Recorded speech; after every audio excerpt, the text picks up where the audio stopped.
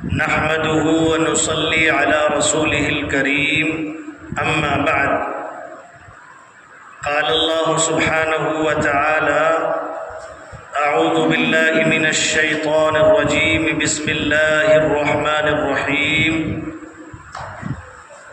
الرحمن علم القرآن خلق الإنسان علمه البيان صدق الله العظيم وقال النبي صلى الله عليه وسلم من سلك طريقا يلتمس فيه علما سهل الله له طريقا إلى الجنة او كما قال علیہ الصلاۃ والسلام۔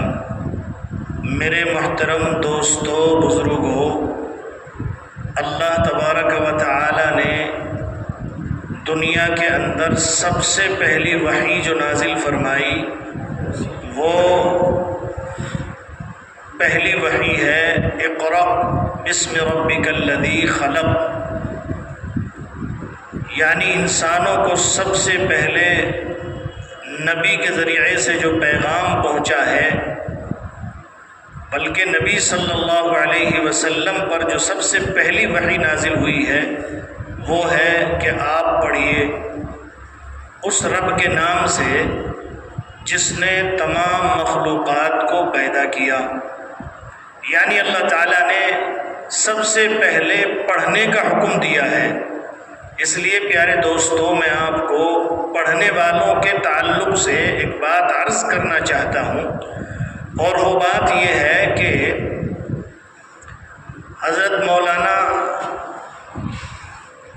مفتی ظرفعلی خان صاحب رحمۃ اللہ علیہ، جو شیخ القرآن کے نام سے مشہور بہت مقبول شخصیت گزری ہیں، انہوں نے ایک واقعہ بیان کیا۔ وہ کہتے ہیں کہ یہ جو طالب علم ہے نا، یہ بہت پاک مخلوق ہے، ایسی پاکیزہ مخلوق دنیا میں ان کے علاوہ کوئی نہیں ہے۔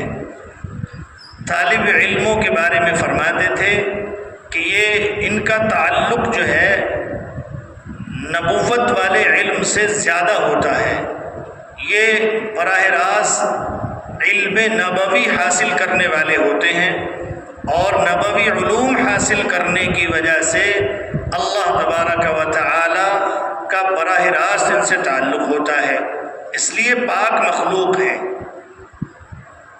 ایک واقعہ عرض کرتے ہیں کہ ایک مرتبہ ایک طالب علم کی شرارت پر میں نے اسے سزا دی۔ اس کی سزا دینے کے بعد جو ہے میرے ہاتھ نے کام کرنا بند کر دیا، مجھے بڑی پریشانی ہوئی۔ میں ڈاکٹر کے پاس گیا، شیخ القرآن حضرت مولانا مفتی ظرفعلی خان صاحب فرماتے میں ڈاکٹر صاحب کے پاس گیا، میں نے جا کر چیک اپ کرایا۔ چیک اپ کرانے پر ڈاکٹر صاحب نے کہا مفتی صاحب یہ ہاتھ پہلے کام کرتا تھا؟ حضرت نے کہا ہاں بالکل کام کرتا تھا، لیکن مسئلہ یہ ہے، ڈاکٹر نے کہا کہ حضرت یہ تو ایسا لگتا ہے کہ اس کی ساری رگیں خشک ہو گئی ہیں، ایسا معلوم ہوتا ہے کہ اس نے کبھی کام کیا ہی نہیں ہے، ایسا لگتا ہے۔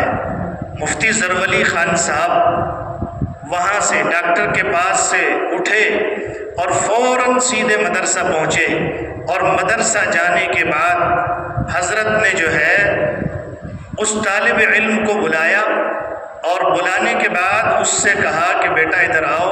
وہ طالب علم جس کو حضرت نے سزا دی تھی، یہ سن کر کے کہ اب حضرت پھر ڈانٹیں گے اور پھر جو ہے اس طرح کی مجھے جو ہے ڈانٹ ڈپٹ کریں گے، اس لیے وہ ڈرتا ہوا آیا، اور آ کر کے حضرت کے پاس جب ٹھہرا تو حضرت نے اس سے کہا کہ بیٹا تم اپنا جو قرآن کریم پڑھنا جانتے ہو اپنے ہاتھ سے مجھ پر دم کر دو۔ یہ طالب علم یہ بات سن کر کہنے لگا کہ آپ ہمارے شیخ ہیں، ہمارے استاد ہیں، آپ یہ کیسی باتیں کر رہے ہیں؟ استاد صاحب نے ان کو اصرار کیا، بضد رہے کہ نہیں آپ کو دم کرنا ہے۔ جیسے ہی اس بچے نے اپنا ہاتھ دم کرنے کے لیے حضرت کے ہاتھ پر لگایا تو ہاتھ فوراً کام کرنے لگا۔ مفتی ظرفعلی خان صاحب شیخ القرآن صاحب رحمۃ اللہ علیہ فرماتے ہیں کہ وہ ہاتھ جس کو آج کی سائنس یہ کہہ رہی تھی کہ اس کی ساری رگیں خشک ہو گئی ہیں، وہ ہاتھ جس کے بارے میں ڈاکٹر نے منع کر دیا تھا کہ یہ صحیح نہیں ہو سکتا، وہ اس پاک مخلوق یعنی طالب علم کے ہاتھ رکھ کر دم کرنے کے فوراً بعد جو ہے وہ کام کرنا شروع کر دیتا ہے۔